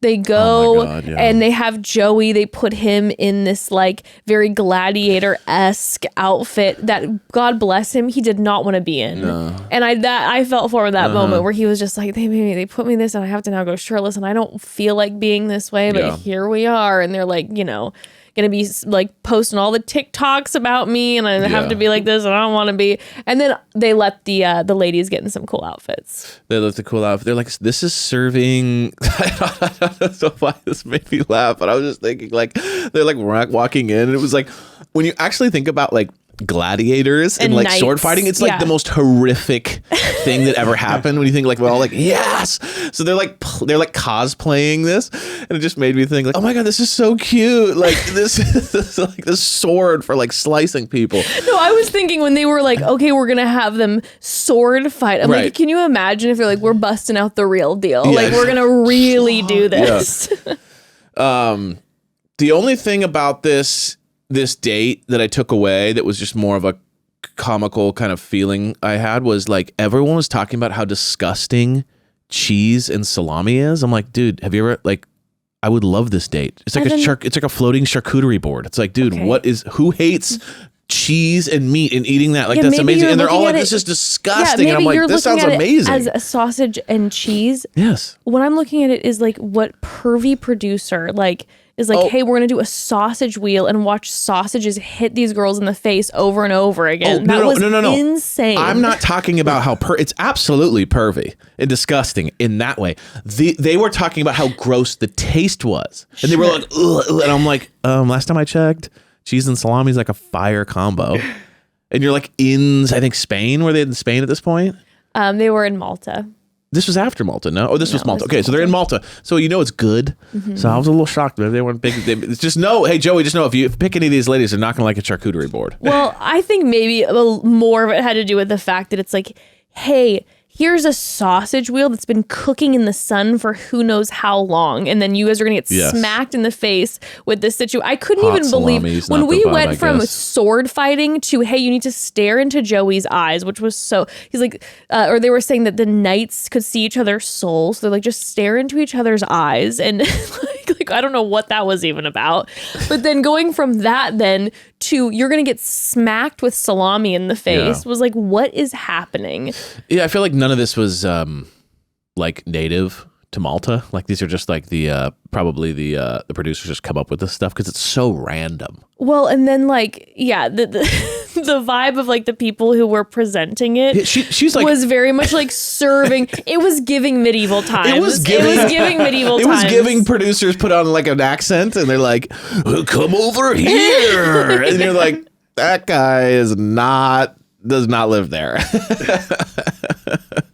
Yeah, it was definitely like thrown together vibes. Yeah, interesting. Anyway. And then there's the night portion of the night date. And by the way, I'm going to now probably accidentally start combining the night portion of both group dates. So I'm just going to say this overall, okay? Wanted to have a few moments to discuss Jen and Joey. I feel like you didn't mention, I feel like Jen. See, this is what I'm saying. You're talking about like the people who are like in your top 3. I'm like, dude, Jen's connection with Joey is pretty like, I feel like that could be absolutely like final 2 energy. Like they are drawn to each other over and over again. I love their connection. Her and the whole feet and them joking about the feet, and then she was giving him a hard time. And then in the next episode, she was checking his pulse, and I thought you would love that because I felt like Jen did that for you. She's like, we're gonna not do the whoop band. We're just gonna check Joey's pulse and make sure that he has one to dismiss rumors. She's just checking, just to make sure. I love Jen. I think she's amazing. I just don't see electricity between them. Are you I see like 2 people that like tried to date and then ended up becoming best friends. I'm not because when I see like him make out with Kelsey, make out with Rachel, make out with like Lexi, I see like a real energy there. Him and Jen feel like they have this like effortless thing they have together, but not an electricity romance thing as much. That's we'll see. All right, we'll see. I'm feeling at least to hometowns with Jen. Maybe, yeah, sure. I feel like their dynamic together is fantastic. And I feel like they're super comfortable with each other and very playful with each other. And I don't know, that's my energy. Also, my girl Kelsey T, who I said was my sleeper, I feel like we are getting more and more of Kelsey T. In fact, we were seeing during these episodes that she was struggling because she was like, hey, everybody, him and I have this great connection and I want this one-on-one. But we haven't seen much of Kelsey T. But we hear about it when Joey's having these moments with her where he's like, Something I can't about her. stop thinking about her. Yeah. Every time I'm with her. He literally said, after every group date, all I can think about is like, I'm thinking about Kelsey T. Okay. He gives her this group date rose. And she still, though, doesn't end up getting a one-on-one. I'm hoping in the next episode that she gets a one-on-one. But she's another big front runner vibe to me. And I'm holding to that.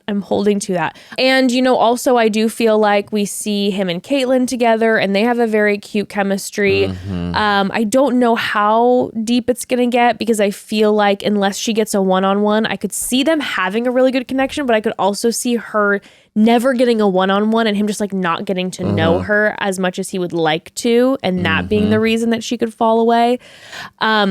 Daisy and him, they continue to have pretty intense electricity together. Yeah, like they didn't really, there was not much focus on them because of all the drama and all this stuff and the one-on-ones and everything. She had her moment before. But yeah, she's just going to be there. Like she's going to be top 3. Like there's no question about it, 100%. Unless something happens. Yeah, I think Daisy definitely. I mean, she's definitely like she's gonna be around for a while. I don't know about hometowns because we can just ignore her for the rest of the season because then she'll be at the end. But you said that about Jen last week. You were like, oh, she's gonna be there the entire time. Well, don't listen to what I'm saying. I don't know. I'm saying I feel like she definitely feels like a hometown, but at the same time, I do feel like there's so many deep connections. I have no idea. Okay, in the next episode, let's move on. We have the Kelsey A one-on-one, which is in Spain, and they have a similar kind of date to what Lexi and him had, which was where you stroll around the city. Almost copy-paste. Which, by the way, would be my literal dream situation. Yeah, it's great. That's all I want. Because you kind of get the vacation element. Yes. It feels like a real kind of honeymoon vibe versus like, please don't make me compete. Please don't make me jump out of an airplane. Please don't make me do something that's scary. Like, I get to just stroll around, have some cute foods, see like local culture and do all this together. And we actually get to have conversation. Yeah, don't feel take like me to some weird spa. Yeah, no, I don't. Can we walk around the streets and have a glass I just of want wine? to have a glass maybe? of wine and talk. And you're going to get more conversation in that way too. Because you're like driving together. Don't dunk me spots. in some gross stuff. You know, in certain dates, they're like, get in some weird mud that's some therapy thing. And you're like, this is great. But this would be day 6 of the vacation, not like the only thing I do on vacation. So like, please don't soak me in some substance. Like, just walk me on the streets. Yeah, don't cover me in some weird food and like we have to like eat off of each other's body. Olives out of each other's ears. It's like, what? It's like, I don't want to, just let me walk along the street and enjoy some food. Keep it how it is. But then they have their nighttime portion and, she opened up about her mom, which was heartbreaking and about how close that they were. And then she lost her mom to breast cancer that metastasized a few years before. Yeah. And, it was, I definitely cried during this portion. I felt like Kelsey A was like really vulnerable and like really shared quite a lot. And then also what we were talking about with Joey earlier is that like he really is attempting to listen and process and ask certain questions. And, I felt like it allowed then Kelsey A to be able to kind of walk away with that feeling, like she said, like, oh, my mom would really like you a lot, And he's obsessed with Kelsey A, I think. Their makeout is top. They just want to kiss 24/7. They have the best makeout. They have the best makeout. The second she sees it's him, face swallowing.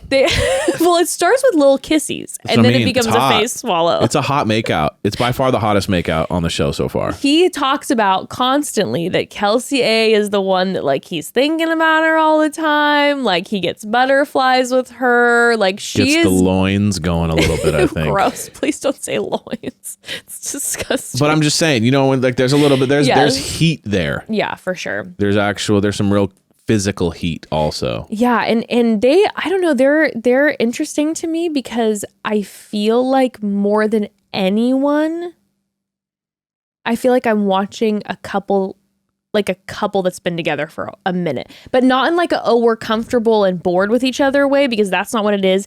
It's like they're exes or they dated. There's something there. Like, it doesn't feel like they just met each other. It's interesting. I feel really good about her. Yeah. She's got her and Lexi are very similar to me almost in a way, where like they've been through some hard times. Yeah. They're like positive. They don't get involved in the drama. They kind of are willing to see both sides of everyone's thing and be like, hey, we're not here for this, but also like very good on the date, very focused on being there, very, I don't know. They're both like very in that way. The one thing I will say that puts Kelsey a little bit maybe ahead in my mind, only for the sake of like the limited time they have together, she's really good at making it very positive and smiley.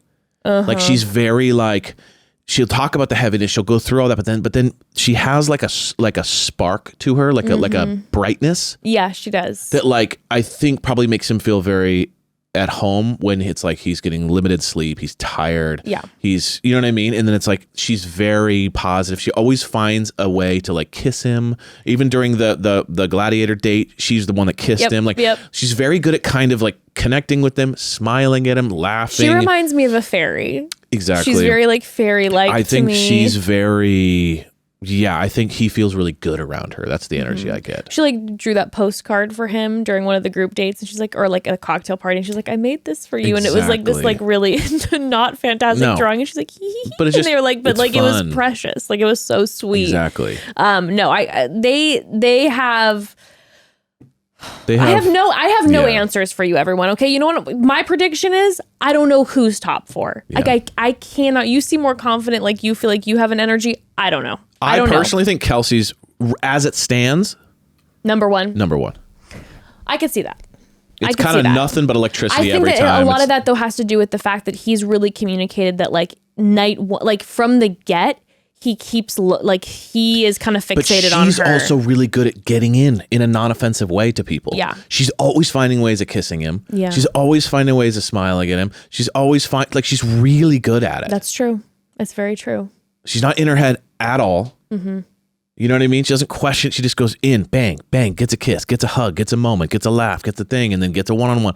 Like she's been the most, I think, effective. Yeah. No, I hear you. I could see it. Yeah. Okay, then we have the group date with the painting, which we talked about a little bit already. And just one of those quirky ones that are just kind of fun and silly. Yeah, which I could not believe that. Like, I feel like I guess Maria's was the most like playful because she drew her and Sydney. Which isn't gonna go over well with the rest of the ladies. They're like, she's bringing it up again. Yeah. She's trying to be funny and whatever. Yeah. I couldn't believe like that nobody did something that was like kind of, I don't know, a Blake Moynes moment where they have to blur it out. That's like inappropriate. Like you're like clearly like, you know, like but everyone kind of like took it seriously. And it was a little bit like, hey guys, this is a dumb little thing. Like don't take it seriously. Don't call me dumb. Yeah. Oh no. Yeah, exactly. Did you just call me dumb? Like no, the thing was dumb. But you know what I mean? Like there was everyone was like, this is our hearts connecting in the waters of love, and it's like, don't you realize this is a stupid? And all the quotes were serious. I was like, I would have done something like ridiculous, wacky. And like I know I wouldn't have won, but it would have like given him a giggle, memorable moment. Because he tried to make his a little funny. He like literally drew himself. Right.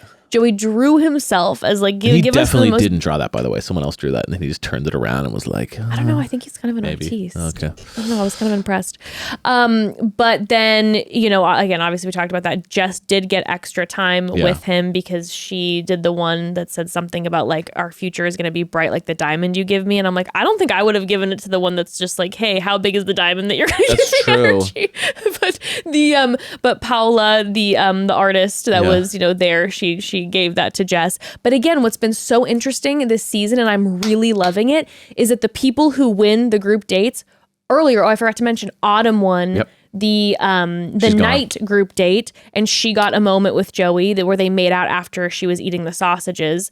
And they don't get the roses. No. And I really am enjoying that this because season. I think he doesn't choose them. I think like the coaches, the people producers, who, I mean like the people who run those things. You know, like they have this lady, professional tennis player, professional, you know, artist. The artist, the gladiators, they choose it. Yeah. And then Joey's kind of like, okay, but like this wasn't my choice. Like I don't want to be with this person. But what I love It's about it is interesting. I feel like it's creating an interesting dynamic where it puts more tension on it because you have them like really giving their all in the challenges, and then you have the winner, and the winners haven't been getting the roses. And the winners think, oh, I got this. He likes me more. But it's like, no. And they get extra time. Yeah. So it's like, oh, I'm definitely going to get the rose. We had more time Exactly. together, and they haven't gotten it once, I don't think. No. Which I find very interesting. And it plays with their head. And it's a big stress. Because then they're game. thinking, wait, he likes me more because Yeah. he chose me for this thing. But reality is, it's like, no, you just got chosen by the powers that be. Yeah, I think this is very interesting. So then they walk away thinking, wait, now I'm in my head. He didn't give me a rose. Gosh, he doesn't like who I actually am. Oh, that's actually No, interesting. it's I never stress. thought about that. And I think this is the first time we've really seen them do that every single time. Yeah. Where it's like you win almost a and curse you at this don't. point. You're not getting a Yeah. rose. You're not getting you're not getting. I should say that it's not that even you're not getting a rose because sometimes those people don't get roses, but like the rose isn't at their extra Yes, time. you always have to because remember that. often it'd be like, oh, the rose is there during the extra time, and then everyone leaves. Everyone comes back, and then he gets the rose they're just out. grabbing lunch. Or they're having, I bet him and Autumn had 15 minutes. Yeah, Because we exactly. just saw them kiss. We didn't even see them speak. They're like, we're gonna film 3 ITMs real quick. You guys hang out for a second. Yeah, in this courtyard. Yeah. That's what I think it looks like a Yeah. little bit. And then we had the final one-on-one in episode 5, which was Rachel. And they were Yeah. in Spain, and they went flamenco dancing. And He had boots with shorts. he was very insecure. Wild look, by the way. I'm like, you guys, can you give him a pair of fucking pants? Dude, they're like swashbuckler boots too. They were like Yeah, they're like dancing they were like boots. rock boots. They're like if you're Yeah. like a rock star. You know what I mean? TBH, they were cool boots. They were cool boots. They were hot boots. But if you're kind of a buff guy in like Cargo shorts? you'd wear to the golf course, you know what I mean? Like not a great look. Jet black rock and roller boots on a guy who's wearing like vacation guy outfit. It's actually shocking how hilarious it looked. And he knew it too. He put it on and he was like, yeah, this is horrific. Like I know and he how kept bad I look talking right about now. it. And he kept talking about it. See, this is what I'm saying. I would have been mortified to have that outfit on. You would have been in your I felt head. so connected to him in that moment when where he I was was like, tripping about I it would the have whole felt, time. I looked down and I went to the restroom and caught myself in the mirror. I would have been like, oh no, I can't even be focused on this date with no one I look like this. But this is why I feel like we've been getting more of Joey these past 2 episodes. There's a lot of like, God, I don't like what I did. Yeah. There's a moment where like Yes. the producers made him say He's the funny that line way. about the Alta to Malta, and he was like, that's really bad. He's Yeah. like, stop. Like I feel like he He is can laugh really at himself. I like self-deprecating, that. which I love. We love that. love that about him. Now, blessings we on love shame. we love Join us. blessings on blessings. They let him put on a pair of pants when they did the performance with the Yes. boots. I was expecting, Game changer. I was waiting for them to just give him like black shorts and like make him keep the shorts on with the boots. It's like I was shocking what a expecting pair it. of pants can do with boots. Like Yeah. boots and shorts are diabolical. Yeah, it's really not it. It's really not. diabolical. By the way, though, this date, was so romantic, and I loved the dancer who was hosting it. And she just kept calling him Joe. She didn't call him Joey. She was like Joe. You know, it was so cute. Yeah. But this date, thought it was so romantic. I would have been shitting a brick. Like, I am so bad at dancing. Any like, hey, here's a 1-2 step. Like when I try to slow dance, I mean, you were there for our wedding. Our first dance was a nightmare. Was not. I was just stepping all over your feet. No. Okay, well, it was romantic because we Sure. were in love, but you remember how much I was sweating? I was like, remember I turned to the DJ and after 30 seconds, I go, wrap it up. Yeah. Because I was like, bring everyone to the dance floor. Yeah. Because I'm not good at dancing, okay? I can kind of like move if it's free vibe. movement, but when we're like, hey, 1-2 step, I don't know how to do that. No one knows how to do that. nobody knows. I mean, who knows how to do that unless you like were trained as a child? Who knows how to like do step dances?